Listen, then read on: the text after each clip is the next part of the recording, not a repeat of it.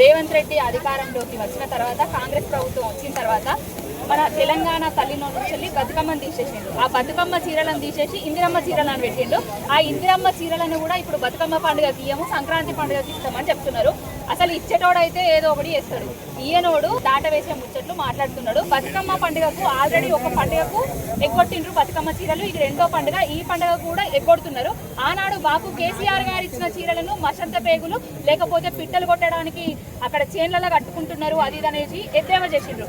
మరి వీళ్ళు అధికారంలోకి వచ్చి పట్టు పితాంబరాలు వంచుతాము అని ప్రచారాలు చేసుకొని ఇప్పుడు ఎందుకు పంచకుండా పోతున్నారు, ముఖం నేలకేసి చూస్తున్నారు ఎందుకు అనేది నేను కాంగ్రెస్ వాళ్ళని అడుగుతున్నా.